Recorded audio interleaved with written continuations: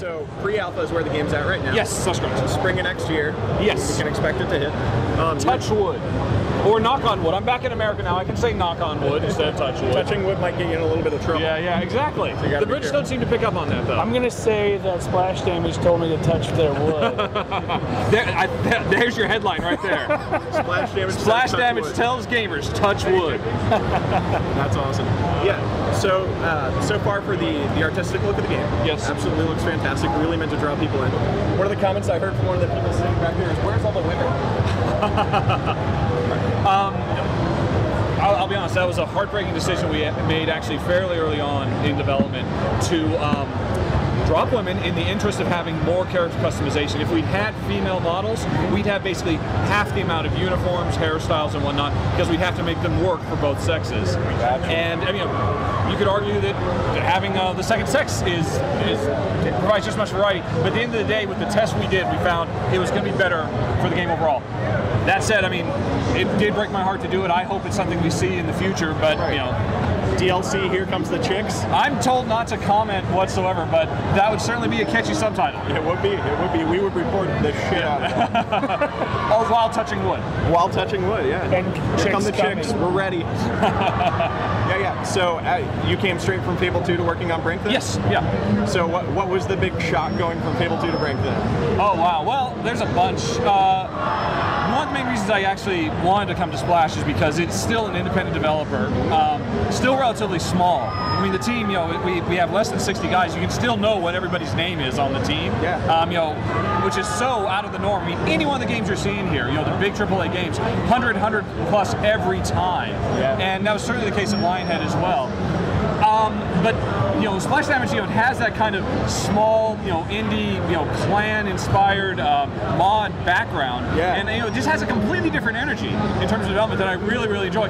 It reminded me a lot, actually, of a million years ago when I was working on the first Siphon Filter, you know, which we did with less than 15 guys. Wow. You know, and it's kind of nice to get back to that. Yeah, yeah. Do you feel a lot more agile as a developer then, now that you're on with Splash definitely, definitely. I mean, you know, everybody, you know, it's not so much of a what do you call it, an assembly line, where everybody just has their one little cog in the piece. You know, people do multiple jobs. I mean, and it's just a lot more exciting. There's a lot more dynamic. There's a lot more interaction with everybody because everybody's involved. And I think that would translate to the game too, because if you care about the product. Yeah. I mean, everybody. It's kind of hard to be passionate about. Oh yeah, I you know, animated from the elbow to the wrist of that particular cutscene. Right. You know, like the Hollywood model. Whereas you know, here everybody's working on a lot of stuff. Everybody. I mean, that demo you see, or you will see shortly. Yeah. Everybody's claws are in that. That's fantastic. I did notice a lot in the past year. A lot of the guys that I recognized from different companies have started to switch around. Is that a trend coming in game developing right now, or do you just think it's a reaction to the current economic situation? How do you? Just the shuffling in the industry. Yeah. Well, obviously, you know, that's par for the course. It is one of the dark sides of the industry that everybody crunch. Okay, that's great. Bye. And you know, it's interesting. In the UK, it's becoming more and more. I don't know about, because I've been in the UK now for 5 years. So I don't know if it's becoming standard over here in the States as well. But in the UK, contract workers are becoming much more prolific. You know, towards the end of Fable 2 at Lionhead, a good portion of the development team were contractors. There are developers in the UK who are 90% all contracts, and you know, that's a very, very Hollywood model. That's the way Hollywood's been forever, and it's terrifying. But you know, I think as a whole, if our industry can evolve and mature to where there's plenty of work, you know, it's really liberating in a lot of ways too. It's interesting, the demo we did we did it for E3 and we've been showing it around. All the interface that was done in that demo was done actually by a contract artist. Who came in, you know, because we didn't have a full-time guy. We need somebody. You know, he came in, you know, did a great job, as you'll see. And we said, well, hey, would you like a full-time job? I mean, we love you. We'll have you full-time. He's like, no, I really like the freedom. You know, I like being able to take a few months off and go tour with my little indie band. There you go. And you know, because that's how he's been working as kind of a web graphics designer for years. I think there's a potential that our entire industry might shift to that. And while it's scary at first, you know, it could ultimately be a really healthy way to go. But why should I absolutely go out of my way to pick up this game, slam it in my Xbox as soon as it hits the street? I'm going to tell you a story then. Okay. We do play tests, usually like twice a week. And so about a couple months ago, actually, we were doing a playtest. It was first time on one of our new levels, and we were to the last portion of the map where our team had to actually grab, I'm going to call them documents, and take them from one place to the exit strategy. Sure. The defenders, they were really dug in at that exit vehicle that we had to get the stuff to. And we were doing terribly, and I was like, you know what, we just got our operative disguise stuff working the other day. I'm going to play around with that a little bit. So I take somebody out, disguise myself as them, running around, and I actually get into the escape vehicle where they've really built up their defenses. Nice. And there's another guy there, Diggs, one of actually our gameplay scripters, and he's better than me.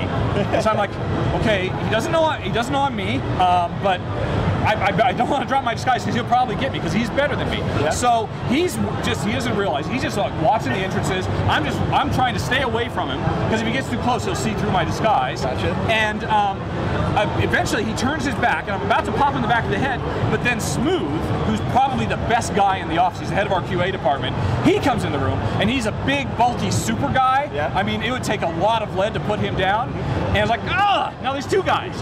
And I'm terrified. I can hear all the action going outside. I know where time's running out, and I'm like, I'm just trying. Oh, geez, maybe I should leave. I should just get out of here. I'm totally outnumbered. Sooner or later, they're going to see through me. So I start to leave. They put the landmine field right out there. I can't get out, so I'm trapped with them. And so I'm like, oh, you know what? Okay, maybe I'll just reveal myself. Maybe I'll get lucky. But just then, my team is making a big push. They actually kind of push into the room with the dock carrier. All of a sudden, both the guys, they turn their backs to me. There's lots of action. It's just in a flash. Just tons of explosions. Smooth, the big guy, he goes down. I see our document carrier. He actually makes it in. He and Diggs are fighting it out. The document carrier goes down, and Diggs is like, yeah, we held him off. We held him off. And he turns around to me, and I just pow. I just drop him, pick up the documents, start up the escape vehicle, and win the match. Nice. And now that's the kind of experience you can have in Brink. I don't think you can have it anywhere else. And the thing is, even though that was a multiplayer match, it would have played out that way if you were playing completely solo by yourself. Nice. That would not have been a completely pre-scripted sequence that happens the same way every time. That happened as a natural, dynamic outcome of choices that all 16 of the people playing in that match made.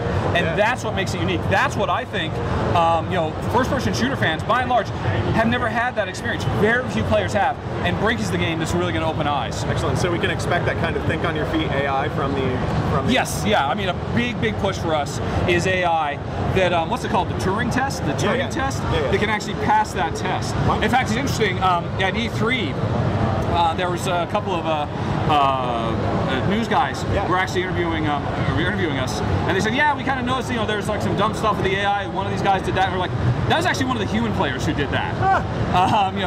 So in that case, the AI was actually doing better. Now we've got a long ways to go with the AI. If you're going to watch the demo, you'll see lots of little glitchy stuff.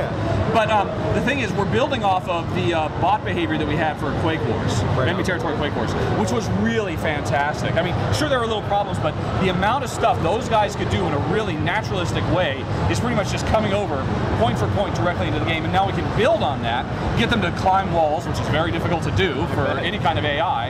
And I think that's one of the most exciting things about the game is even if you're going to play it by yourself, even if you don't go online ever, you're still going to have an experience that's so much more rich and dynamic and unique to you. The story you tell of finishing any level will be completely different to the story that you could tell, and that's what really makes this special.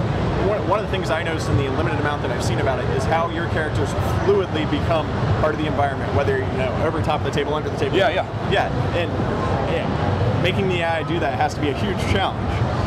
Yes, it is. Probably the biggest thing that's a big help in that regard is our tools guys have actually done a fantastic job of automating a lot of that. Our level designers do not have to, scour the entire map with this is the beginning of a jump point, this is the end of a jump point markers all over the place. Nice. All that work is done automatically as part of our build process. Right. Our build process automatically determines, yes, this is a viable jump. I will mark it as such so that AI knows they can climb up this. And that's a big part of why we can actually pull it off. That's great. So you have those resources already prepackaged and able to exactly, candy. I think it'll ultimately help mod makers too. As we release an SDK, that they won't have to do all that heavy